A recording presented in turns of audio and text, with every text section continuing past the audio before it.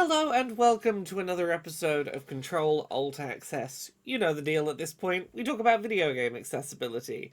I'm one of your hosts, Laura. I'm here as ever with my lovely co-host, Aravia. How are you doing? Hi everyone. I'm tired. It's been Easter weekend week when Th- we're recording the last day of Easter today. So yeah. that it has been. I am Ho- also tired and I am in pain because Yeah. I did that thing where I injured myself in a very inconsequential way, and then it just didn't stop hurting. I'm like, oh, I guess Yes. I'm just gonna live with that for a while now. This is my life now. Thank you. Yeah, mine was I played too many handheld video games on a Saturday and apparently just did something to my wrist. And I was like, is this just gonna be like fine tomorrow? And a week later it's like, no, I can't put weight on that wrist. Oops. Yeah. Hooray. Oops. Um Hooray. for any handheld gaming I've had to have like I've got like a weighted axolotl that I've put on my lap because it I can put the handheld console on that and it takes the weight off of my wrists. Smart. I've had to be like, what can I do to not have any pressure on my wrist when gaming? Yeah, smart. So yeah, should we talk about some things we've been playing this last couple of weeks? Absolutely. Should we start with the three games we both have played? Yeah, so we both played some of the games from the Games for Blind Gamers Jam that happened back in February. Which game do you want to talk about first? We can start with the winner of the whole, the impulse response. Yeah. Oh Do you my want to god. start us off on impulse response? Yeah, so Impulse Response is a fully audio only video game Mm. where you wake up after cryo sleep and you wake up to blaring alarms and you don't know what is happening and you have to find your way around the ship to figure out why are there alarms and why can you not find anybody else. Mm. And this game was amazing. I I really loved narratively and audio design wise what this was doing. I Yes. did find this one the hardest of the three to play. Oh, you did? Yeah, I so a couple of the games we're going to talk about today are ones that are entirely you're in a 3D space. You can turn around, you can walk in 3D space, and you're navigating. I Yeah. really struggled with this one's mechanic for how you identify where things are in 3D space, which was Ah. I think it was the space bar you tap, and it basically does like echolocation. You do a little tap, and you're supposed to be able to hear where things are around you.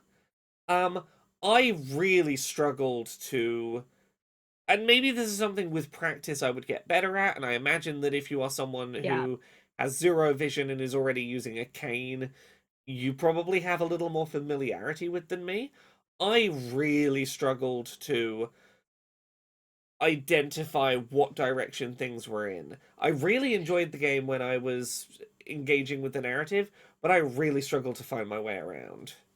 Yeah, I have to say it was a lot of like the fumbling around was for me as well. But I think I enjoyed that because it made it more horror like because then I like couldn't go in a straight line and just like know that I could just run head first for the next door.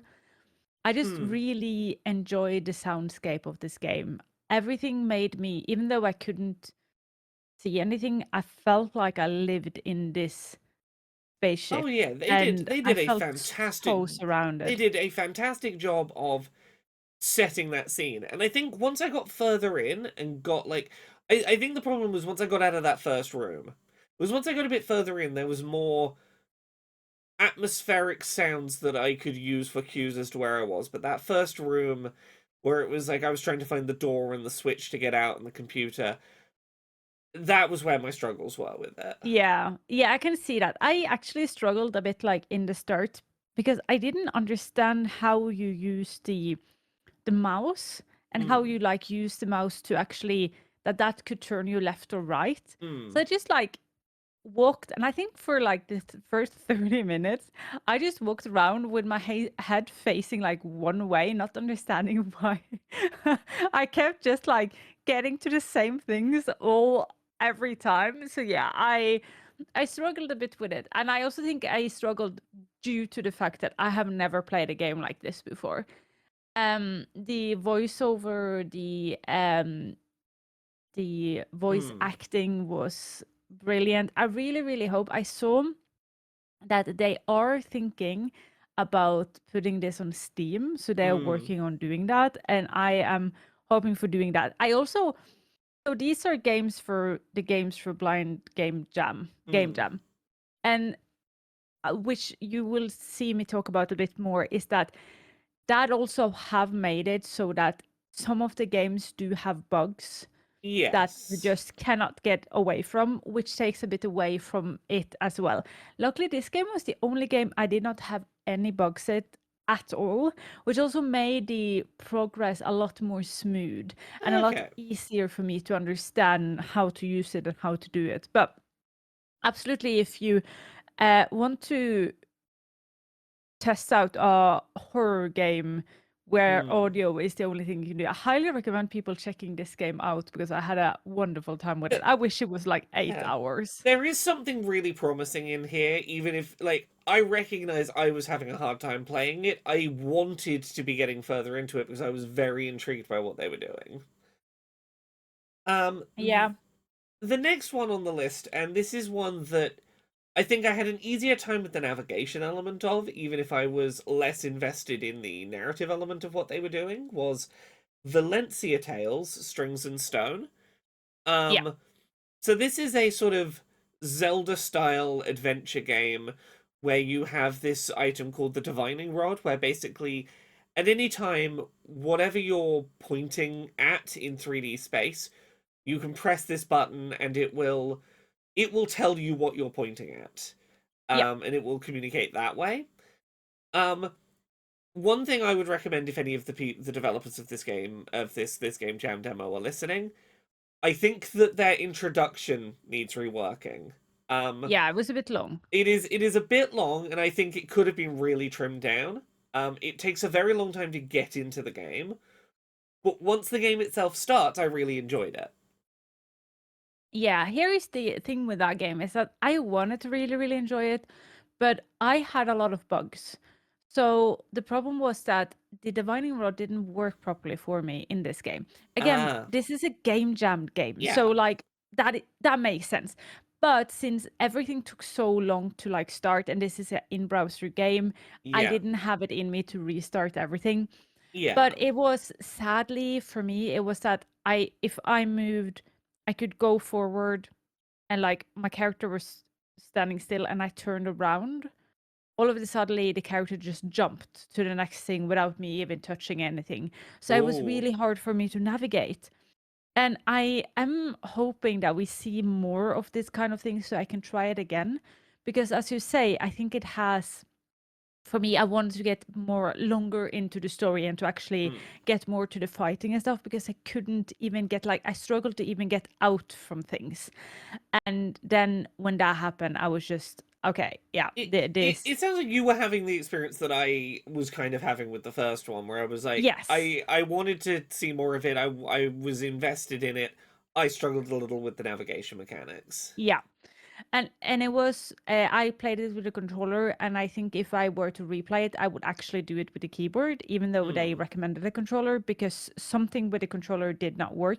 And I do not know. I don't even know if it maybe was on my side because the controller I use is quite old. It might have Hmm. like a lag or like it drags or what do you call it, like a drift, Yeah. and I don't know about. So It that might be it. For But yeah, reference, I did play it with a mouse and keyboard, and I didn't have problems. So it might yeah, be you might be right that the controller implementation might have been where the problem was. But again, this is yeah. the joys of game jam projects. These are things that were made in a month, and sometimes they're going to have a little wonkiness to them. It's incredible anyways that I get a game out. And I also think that this was a bit easier to they used audio in a better way than the first game in the form of like they told you when a sentence were done, which I Yes. liked when the game was so big because technically I feel like this game was a bit larger than the first one. And Mm. then also that you could rewind or previous things if you didn't. figure out what they said, or you didn't like catch what they said and stuff like that. So they had a lot of cool stuff that I found were creative ways of like, okay, how are we going to make sure people understand when you're going to answer something, when a sentence is done, and all of Yeah. that. Yes, the differentiating between what is a bit of dialogue you are reading or having read to you and what is you being read out a dialogue option for you to select from. Like, they clarified that distinction with audio cues in a really smart way, for Yeah, example. yeah.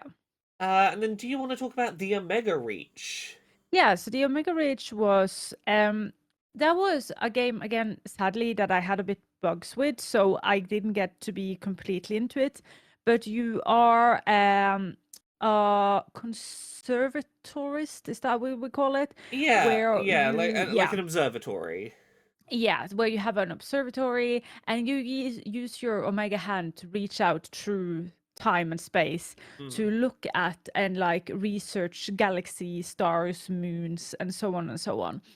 And it was like a game where you use sound and synths and music to sort of figure out how like to research a galaxy to make it show you its information about it, and then you can find instrument and you can get, when you got these instruments you can sell them sort of like on a market.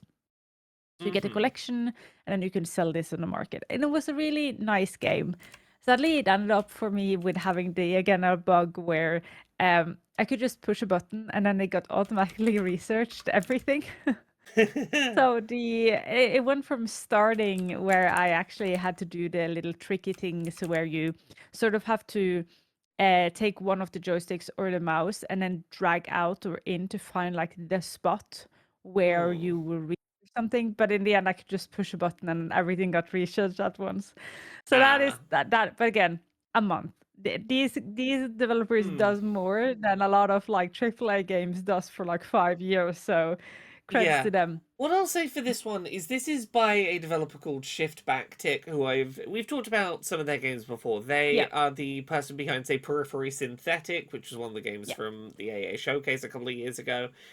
Their games that they submit to the Games for Blind Gamers Jam have typically been some of the higher rated games that they've had in the jam. They're also some of the more ambitious games submitted yeah, in terms of big high concept stuff that's being attempted in terms of navigation and mechanics. And I think it's very notable that the first two games we talked about are very much, here is a story being told through audio, and here are the tools to hear where you are in 3D space as you interact with a narrative and walk around 3D space. They're both very similar in how you describe them, and they're very similar to things like The Veil from like 3 or 4 years ago that did quite well. In terms of like the one genre of audio game that tends to be made quite often, Shift Back Tick, for any problems I have with their games, or any times where I don't always 100% gel with the gameplay systems, I can respect that they are very much trying to make things that are not in the mold of what other blind playable audio games are doing, and that are pushing genre boundaries to try and make things that other audio game developers aren't trying. yeah. And I think that they are an important bit of this space in terms of like trying to make artsy genre interesting stuff work through just audio. Yes, and I found it to be a fun game of I sadly didn't understand it completely, Mm. but the part I was in was like it's fun to see because it's creative and it seemed sort of when I played it to be like never ending kind of game. And you Mm. just the curiosity and it just continued and continued and it was one of those games that I hope when it if it's going to be worked on more, try it again when it is a bit more done. Yes. Right So now, that I it is an don't let these. interesting concept that I hope gets fleshed out. Yeah, yeah, yeah, perfectly said, perfectly said. Yeah. Mm. You tried one other game for the Game Jam, correct? Yes, I played the fourth place, which it was Toasty. It was Yes. like a deck building game, so Mm. sort of almost as a card game, which was luck based. Mm. So you get a bread card, and then you get ingredients card, and then you're going to build the most fun toast you can make. But you're not allowed to make sandwiches because sandwiches are illegal. So if you get a new bread card before before you have like sent this out to the customer, your round is over. Because then Mm. you made a sandwich and that is illegal. And I like the concept. Sadly, again, it was one of those who sadly didn't work properly for me. But it was nice. And also what they've done for accessibility was that they had like a really sharp edge around where like you were on the screen, so it Mm. showed properly where you were. And it was also a game where you can just take your time. Take your Mm. time, take and sort out. It was easy to understand the icono Iconography. iconographics. There we go. Yeah, I gotcha. I gotcha. So it was easy to understand and all of that. And so if you like deck building games, this was one of those kinds of games, and it was nice. It was also really pretty made, and yeah, if it had worked properly, I think it would have been fun. But yeah, sadly, again, it Yeah. was one of those that you get the bugs. Again, I know I say it, and I just really, really, Yeah. really might want to make sure that that doesn't mean that you guys will get bugs if you try out again, because I do recommend them. I do recommend trying them, especially if you're a developer, just to be a Yeah. bit not influenced, be a bit like what do you call it? Inspired, maybe. Inspired. Thank you. To Yeah. actually try something new. I think the thing that can be said for all of these that I've tried this year from the game jam is even when the execution might struggle a little bit, or it might be that the idea is a little more ambitious than they had time to execute on, they all demonstrate that more genres than you think can be made accessible in this way to sightless blind players, and Yes. that playing something like this might give you an idea of, ooh, even if I don't know that this execution is working, maybe that sparks an idea and makes you go, oh, maybe this system would work, or maybe this system would work. Maybe I try implementing something in my game. Yeah. It gets the ideas flowing, and it might be the thing that gets your game a little closer to being playable by more people. Yeah. And also that you don't need to do things the way other had done it before you. Yeah, Like we can do games. Like games is a quite a non-restrictive yeah. media. And sometimes it's just nice to have fun with that. So yeah. There's no one answer to how to make a game playable for sightless blind players, and this jam is a great example of there are a bunch of different approaches that you could experiment with and see if you can find the one that's going to work for your game. Absolutely. Oh, can I tell you about a thing that's not from this game jam that I'm really excited to talk about? Yeah, of course. I got to start playing an early version of. Do you remember? I think you made a TikTok about this a while back. A game called Find Your Words. I Yes. got an early copy of Find Your Words, Yeah. and I've been playing it, and that game is so wonderful. I love it so Oh. much. So we talked about this a little while ago when a trailer of it came out. This is a game that I believe is being released completely for free, and it'll be out by the time this podcast goes up. I think it's maybe the same day as this episode. It's going to be out for free. Um, it's made by two dads who have children who are non-verbal in various ways, and it is about a little summer camp for children who communicate in different ways. You play a small non-verbal child who has gone off to this summer camp, and you're just making friends with a bunch of other children, um, while developing a. You have this like physical binder full of lots of like little pictures that you can use to assemble sentences. They're sorted into a couple of different tabs. So like one of them is people, one is places, one is things, one is like connective words, and they were all assembled with pictures. And you basically go around making friends with a bunch of children who communicate in different ways. For some of them, there's a child with a wheelchair that has a digital AAC device. There are some children that just take a little longer to put their sentence together, but do speak verbally. Um, some of the things I really like about this, they don't overwhelm you with giving you the whole vocabulary at once.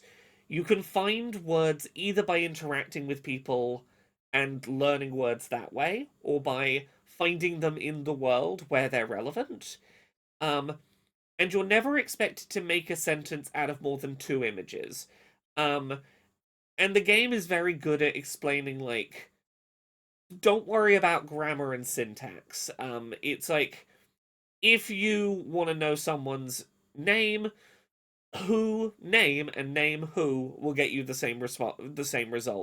You put them on your board, you turn the board around, the person will get what you're asking. And Oh, nice. it does a lot of work to sort of reinforce, like, if you are not someone who uses an AAC, or you don't know a lot of AAC users, getting into the frame of mind of how someone who has restrictive language use might communicate, and showing that that doesn't have to be a barrier to them communicating their intent. But also, it's really good about going, just because someone is using very simple sentences with a system like this doesn't mean they won't understand more complex sentences. You don't have, generally speaking, characters in this simplifying their speech to you just because you're speaking to them using simple constructs. They still talk to you in perfectly reasonable full sentences. And it's just a very sweet game about normalizing and explaining to people who don't have a frame of reference for it what AAC communication might look like. And Yeah. it's just so sweet and wholesome. I love it. It's so lovely. I love that you're saying the fact that like how like where you put the words in a sentence doesn't really matter. Yeah. As somebody who has dyslexia, and like I will never understand how it can be frustrating to use a device like that, Yeah. because people like determine you to talk at a pace they demand or stuff like that. Yeah. But I can almost every single week somebody corrects my language, even Yeah. though what I'm saying is understandable. Yeah. And I, even for that, find it really, really, really annoying. Like I get like incredibly annoyed, but I'm not allowed, quote unquote, to show it because like Yeah. they are always just trying to help.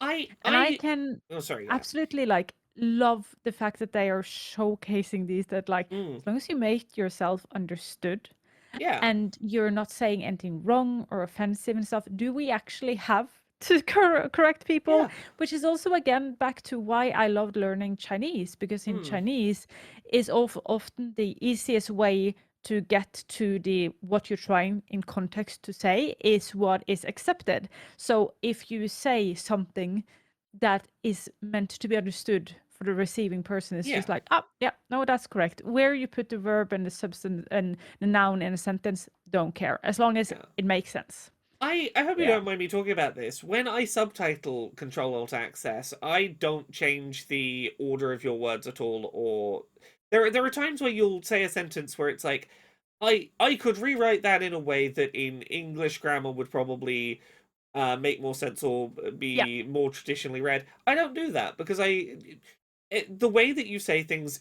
is entirely understandable, and anyone Yes. who gets funny about that, that's their problem, because Yes. you you might occasionally put a word not where a native English speaker or the first language English speaker might put that word.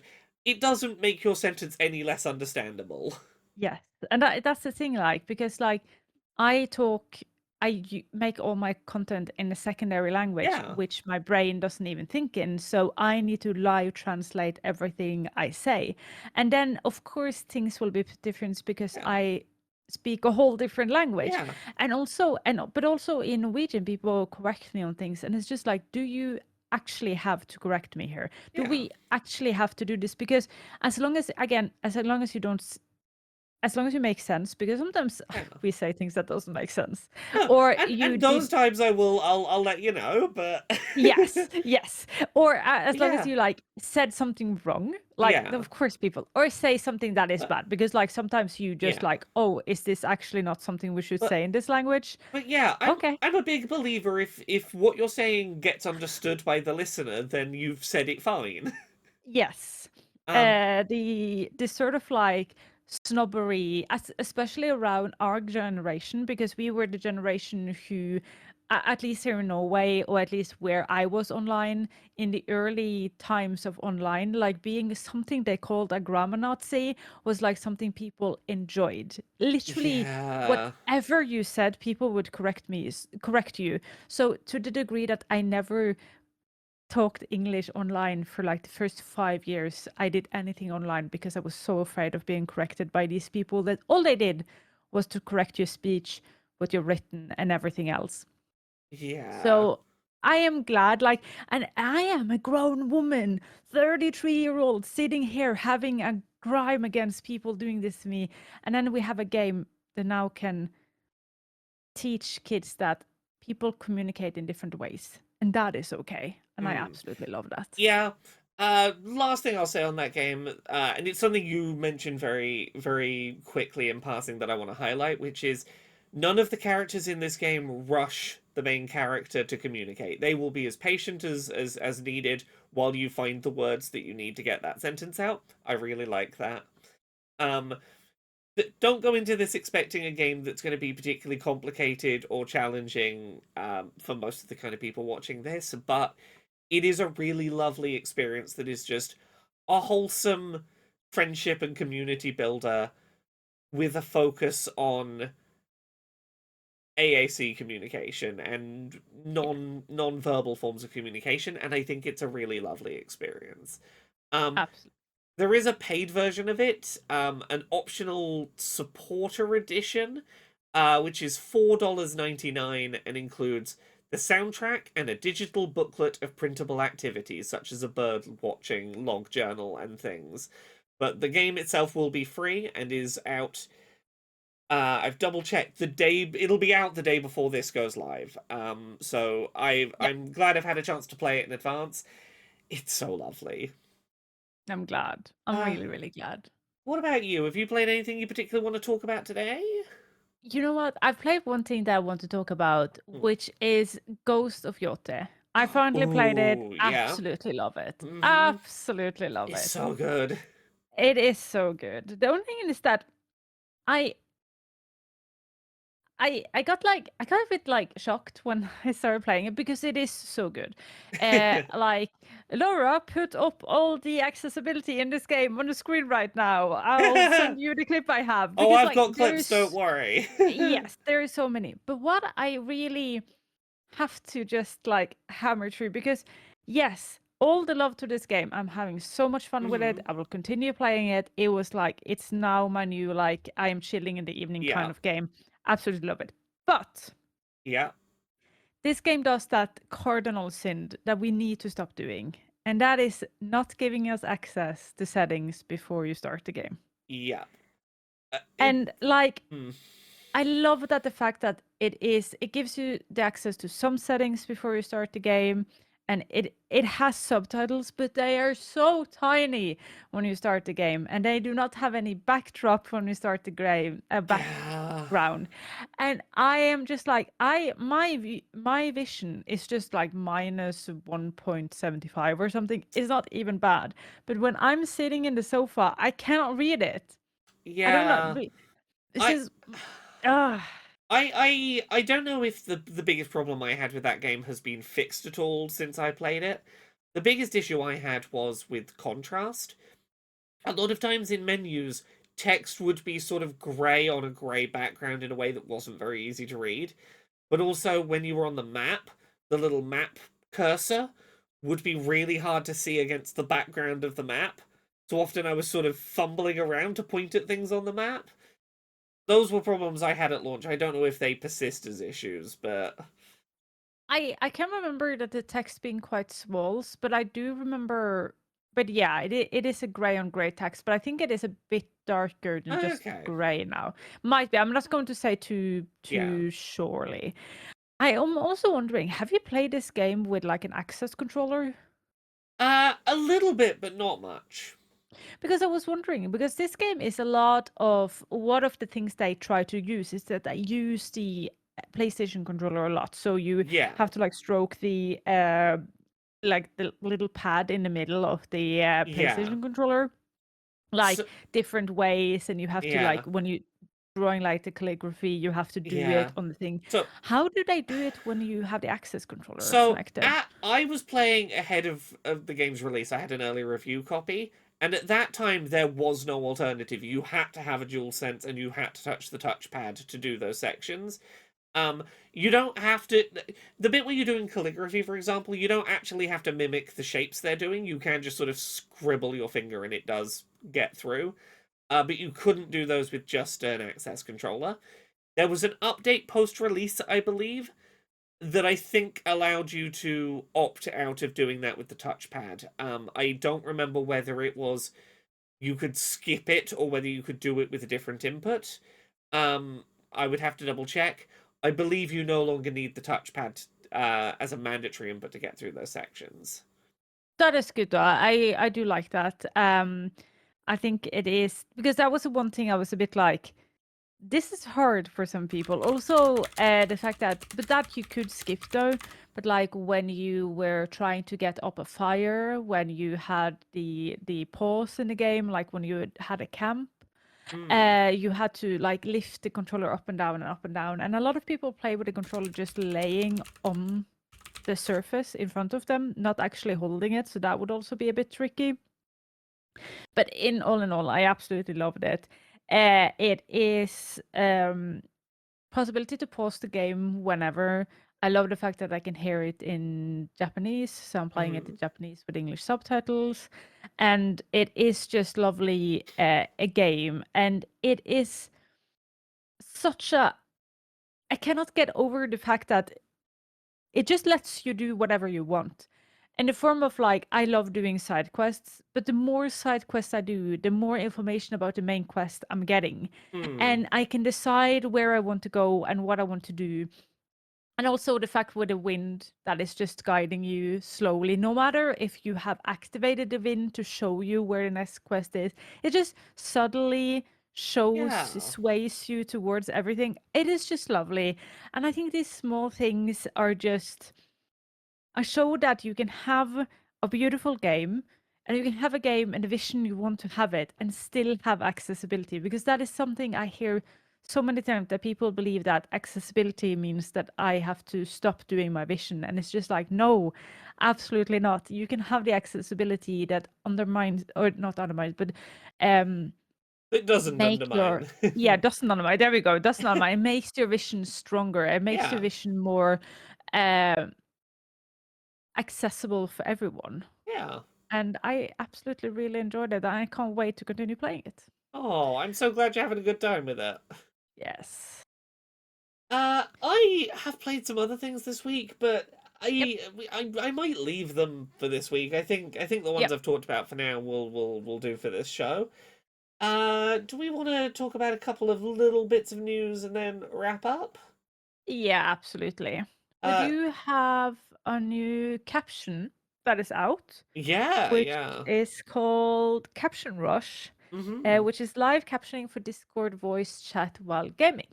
Yeah. I actually got this person actually also sent me like on my web page. Like Mm. they sent me a message on my web page, and I didn't hear anything from them after I sent them a message. And I was a bit like, oh no, I hope that they know that I was interested in their product. I just am always really, really, really, really, really scared of downloading anything online. Yeah, yeah, I getcha. Yes. But now I saw that Can I Play That have written about it as well, which makes Mm-hmm. it easier for me to trust that I can download it. And it is the developer of CaptionRush has made a live captioning app for Discord voice chat, which is nice. Yeah, there's some things to be aware of it. It allows for being used with a couple of different text to speech softwares, some of which will provide better, more accurate results, but are paid. So there is a subscription option on this to get the access to the sort of best quality text to speech. I've yet to have a chance to play around with it. Despite being pitched as being a Discord specific option, it does seem to have the ability to work with any audio source. You might be able to find uses for it outside of voice chat, like if you are watching a video on somewhere that isn't YouTube that doesn't have subtitles, for example. This can be used to give you live captioning for those, which is worth Yep. knowing. Um, Great that we're getting support for this kind of stuff being worked on. That's really cool. The other one we have is Logitech has shared 3D files for some adaptive add-ons for the Pebble Mouse. So the Pebble Mouse is a Logitech mouse that the Pebble Mouse 2 M350 is a light and small mouse that is easier for people that have like smaller hands or who have less reach in their hands to be able to use. Um, it has a magnetic bit on the top of it, which means that you can magnetically take the top of it off and put new parts on, which is what Logitech has released these 3D print parts for. Is, hey, these will just clip on the top of your mouse. If you want, you can glue magnets here and here, and it'll like stay in place. To be able to do things like, do you need little edges up the side of your hands so that like your hand nestles inside the mouse, for example? Do you need it to be a bit wider for your hand to be able to comfortably use it? Do you need it to be taller in the middle to be comfortable for you? And I just really like that this mouse is designed to have bits swapped out of it from the start, and that the company is making free 3D printing files available to replace the top and have different adaptable versions of it. I also like that when they give out the files, that also gives it easier for people who want to make their own Mm. adaptation can easily just start from this and Yeah. continue making their new things that they need, which I like. Yep. They've also set up a community sharing forum for other people's adapted toppers for this mouse.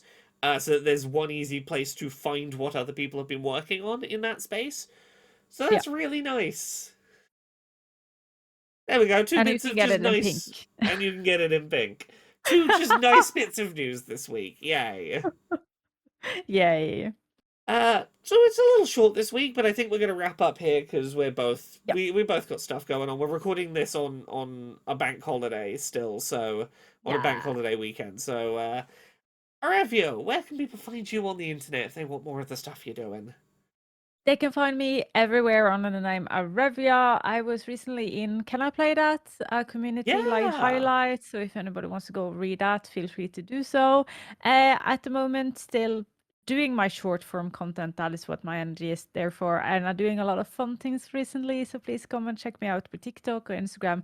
Actually, also I saw that they got automatically a post to Facebook. So hey, if anybody is still on Facebook, I am under there, Arevia Gaming. Laura, where can people find you? People can find me at Laura K Buzz. That's where I'm at, wherever you find people. Patreon, that's the one that pays the bills and lets me keep doing all this stuff. Thank you very much, everyone, for watching. We'll be back in a couple of weeks with another of these. Bye. Bye.